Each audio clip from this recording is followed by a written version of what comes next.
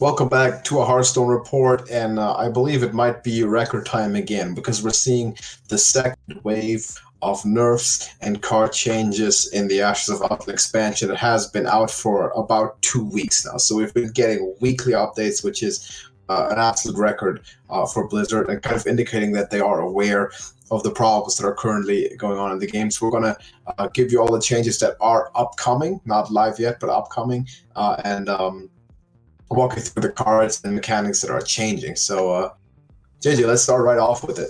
Well, I suppose this is the actual expansion launch nerf that they normally do, the post-expansion launch. The Demon Hunter was more of a hot fix, right? Yeah. Because the win rates were through the roof and they just instantly had to change it. So, but this is still a lot.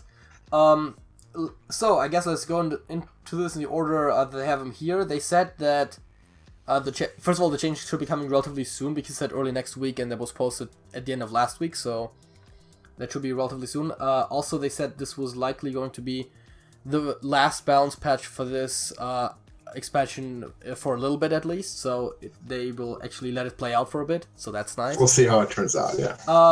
But let's get right into the cards. First of all, kael'thas Sunstrider, the free expansion legendary, they're increasing his cost from 6 to 7. Now, a lot of people have called for this to actually have a mechanic change, and that being that the 3-spell cycle can only be performed once a turn. So you can play 2 free spells, you can play 1 free spell, and it's only the first free spell per turn. The mana change is something, and it's going to remain to be seen if it's actually going to be enough. Because this is arguably one of the strongest legends in the game right now, and it's free, obviously, everyone has it, and it's, in my opinion, also a very problematic card after having seen it in several decks over 2 weeks, and it kind of represents to me the main culprit for the biggest problem that Hearthstone has at the moment, which is that it's basically a lottery game more than it's ever been before, and this seems like the catalyst to that. So we'll see if this 1 mana nerf actually puts a halt to that as much as we expect it to, but I'm glad that they at least are changing him quickly. Yeah, I don't think this is gonna impact him that much. It basically just delays the best case scenario by 1 turn, which best case scenario for the person playing him, that is. Otherwise, I mean, we've played decks with him before, and it's like, you'll go off on turn like 7 or 8 or 9, depending on when you got everything drawn that you need for a combo, so I don't think it impacts him that much. Speaking of things that aren't impacted much, but I really like this one, Luck Albatross has its mana cost increased from 3 to 4.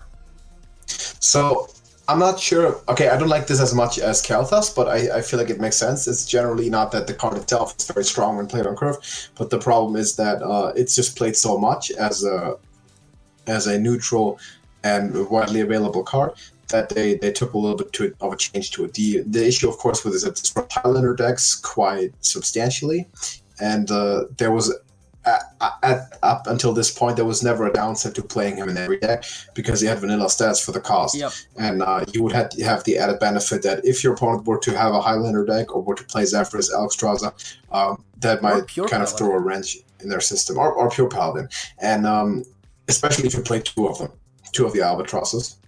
Yeah. With the cost being adjusted to 4 mana, it's now slightly more of a thought. Is it really worth it to play this as a tech card? Because usually for tech cards, you give up some kind of slight disadvantage. There's not a lot of tech cards where you don't have a downside. Something like Ooze, for example, has no downside. Similar idea, but then you look at Harrison Jones, for example, he's slightly understated. And a lot of those are, and Albatross with Highlander being very important right now, very far spread right now. I think this makes sense because people have been complaining about it a lot, and the non-interactiveness of countering the Albatross with something other than silence. Yeah, I think the main issue is exactly that this basically single-handedly shuts down an entire archetype that exists in multiple classes even. Without, as you said, any downside. So now you actually have to think if it's worth including. So that is the big change here. It's not that the card gets substantially weaker, it's just that you can't just run it in a deck that doesn't plan to control against Highlander. You can't just run this in a And tempo again, deck now because it's a little too slow. The biggest part of it is that the archetype that it shuts down is so popular, and that it can be ran in everything. So, like, a good example for what you said, for example, is Gnome Ferrado, if you remember that card. It was Warlock exclusive.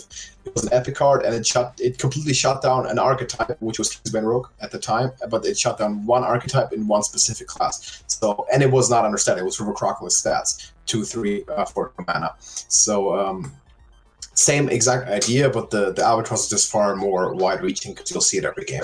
So I think this change makes sense. Yeah, next up we've got another neutral card that is seeing play in multiple archetypes. That is Frenzied Fellwing, which has been reduced from a 3/3 to a 3/2. That is a very minimal change, and honestly, it's a small change. All the decks that play it are probably still gonna keep playing it because they play it because they can usually play it for free. It's like Zoo Warlock or like Face Hunter, and you don't really care about health that much. I feel like a lot of us will still continue to play it, though. It is the 3/2 mana, and I'm going to start with this. So Felon is the stronger the earlier it's played in the game, and that means usually turn 2, turn 3 it's at its peak. So the change from 3 to health is maybe more substantial there than it might be for other cards that become relevant later, because it's like, say they changed like Zephyrs to a 2/2 or something, right? Wouldn't matter as much. For Fellwing, you have a lot of board clears, and especially when you're at the lower end of the mana curve, like the 2-3 mana range, where the 2 is much easier to remove than the 3, like Breath of the Infinite, for example. Consec, Holy Nova, there's a bunch of them. There's a lot of them. So this change might be... It's not going to kill the card, which is good, and I don't think it's a super impressive card. It's not the most impressive card in the game for sure, and not the most impressive card that they are addressing. So I think it makes sense that it's probably a decent change. That it's going to change the win rates of decks that include it by 0.5%, which is appropriate. Now we get into class cards. More specifically, first of all, let's get into the Demon Hunter cards, because damn, that class still has a bunch of overpowered cards, and they're addressing a lot of that. Altruist the Outcast, one of the legendaries from the Initiate set, has been changed from being a 3-mana 3/2 to a 4-mana 4/2. I assume they increased the attack a little bit for him to be a little more reasonable at the stat cost, but at the end of the day, they wanted to increase the mana cost so you can't use him as effectively as early. Right.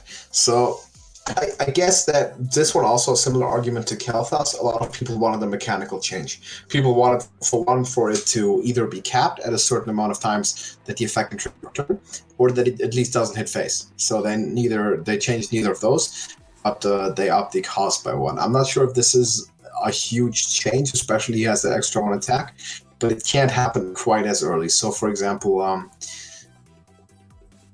basically, Altruist at this point, and probably still will be, for example, a hard win condition against any token druid, because it handcuffs the entire deck, and once an Altruist lands and you don't have Wrath on hand, you basically lost the game because you could never develop anything.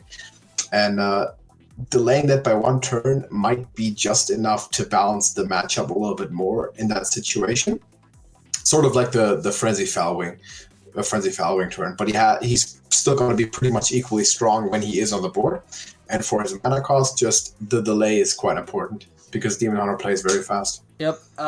Speaking of things that are very fast in Demon Hunter, Battle Fiend, a card that I basically said from the moment we saw it that this definitely needs to be nerfed, is now a 1/2 edit space stats instead of a 2/2, because Jesus Christ, why would you print a 1-mana 2/2 that basically the turn after it's played becomes almost automatically a 3/2?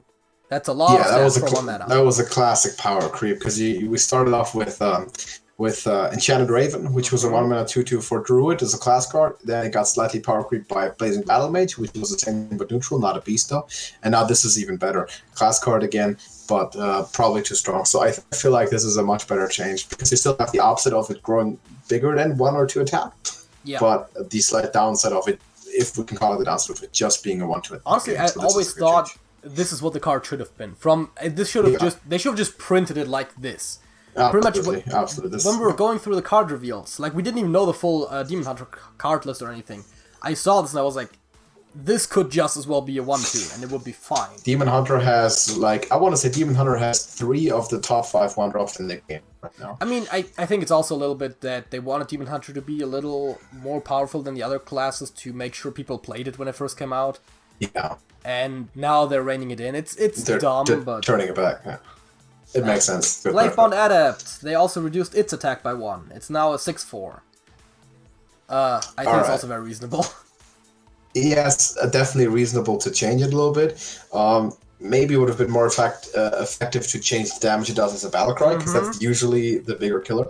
So say it dealt only 2 or 3. Might have been a bit more effective of a nerf, but it's good to see at least them moving in the direction of making some changes there to a class like Demon Hunter.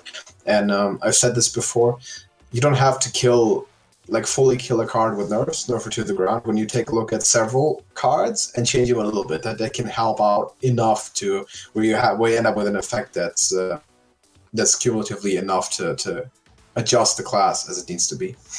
Yeah, here's one that I pretty much instantly knew what they were going to do once they announced this. Sack Pact. When they said they're nerfing Sack Pact, it was clear what they were going to do. It can now only destroy friendly demons. Yeah. Which means it is basically completely useless to most decks besides maybe the Control Galakrond Warlock, which actually uses it for healing on its own imps a lot. Where you summon all the imps and you use them yourself. So the reason they put this is because, well, first of all, this is what the card was intended forever. That's always what the card was intended to do. It was never intended to kill opposing demons, because then it's just broken. And now with the new expansion, there are so many demons in play that the scenario happens too much where you can kill this. And the Galakrond Warlock will take a slight hit from this, but it's not going to be crushing either.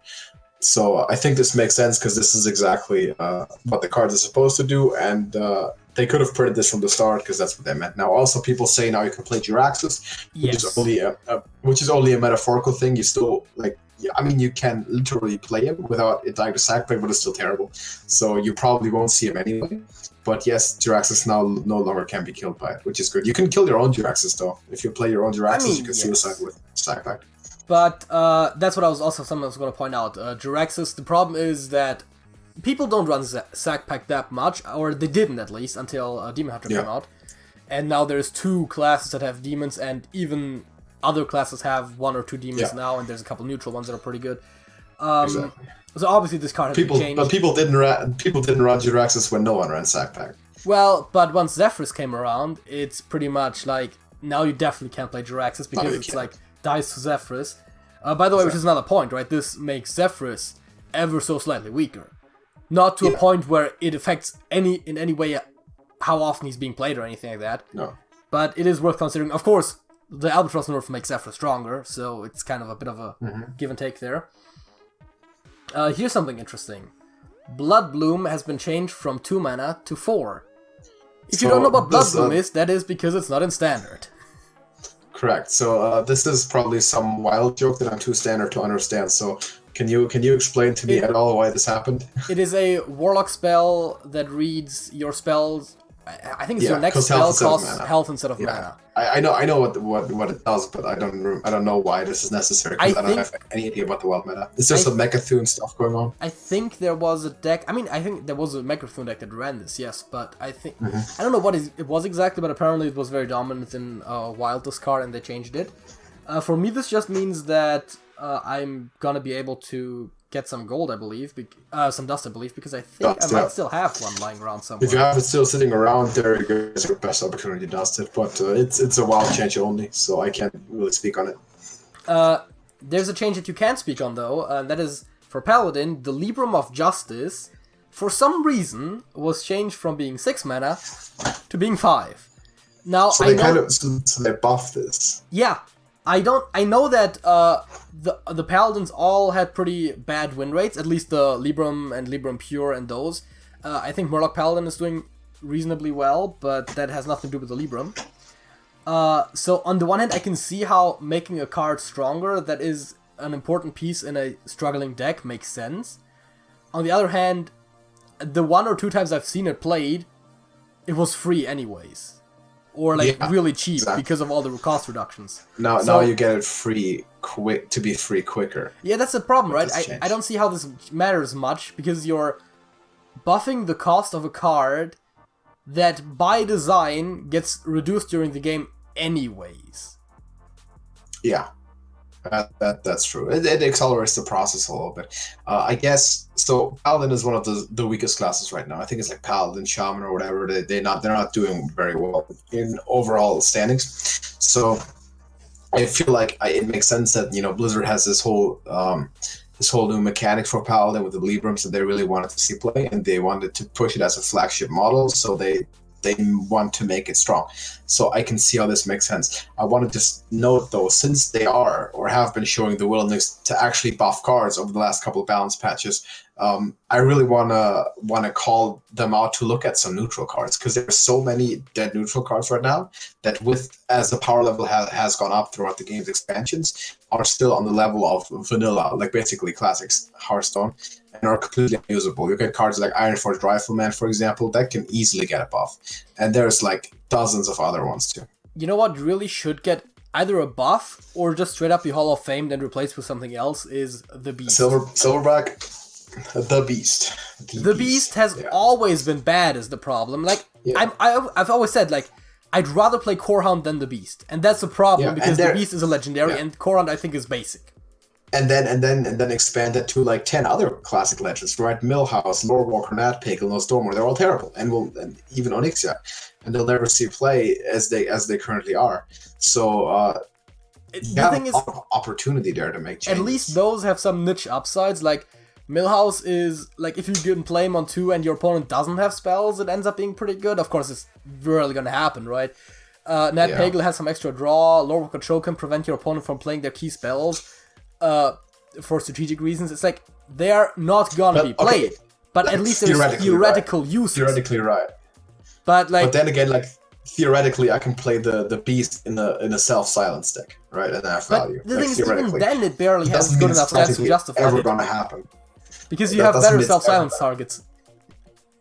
Oh yeah, I also have better options to prevent my opponents from playing a spell or to recruit a cheap minion with good stats. So I'm just saying there's a lot of stuff there that can definitely be taken a look at. And right now, there's even less of a reason with the duplicate protection. No one is going to keep their Millhouse and Natpegel and Cho anymore, because you don't have to be able to avoid drawing them again. Mm-hmm. So right now these cards are even more useless. No one keeps them in their collection, and also no one plays them. So there's a lot of things to do, and especially with basic cards and neutral common rares in classic, there's a lot of stuff there that can definitely use some change, and hopefully we're going to see that at some point. There's one last card that has been nerfed, and that is Open the Waygate, the original Mage Quest, which now requires you to cast 8 spells that didn't start in your deck, as opposed to previously 6. Of course, the reward allows you to get an extra turn. There is the old OTK with playing this, and Sorcerer Apprentices, and what's his face, Archmage. There's actually two different OTKs that people like to run with this, and I think this nerf is. I mean, it's a good nerf. It's just too late, because this card has done most of its damage. Should have been nerfed when about the Frozen Throne Cobalt days, when it was in standard and was really, really unfunny and cheesy to play against. Not in wild. I get that people still play wild, and this bothers people in wild now, which is fine. It's not bothering me anymore, because I stay away from that wretched hive of scum and villainy. But generally it's a good change, because you see all these cheap mage spells coming out in standard that all feed into the wild pool also. So this gets easier and easier with every expansion. That's exactly what I thought. Like the Deathstalker also gets better and better with every expansion. So this makes sense as a change. The problem with Deathstalker is that the pool just gets larger. You can't really control what's in there. No, you can't, but you generally have more opportunities to get keywords and more different keywords to pair together. But here the problem very much is that it's even easier than before to get random spells with Mage, because it seems like that's all they print these days. Exactly. Very specifically, what is it called? Evocation?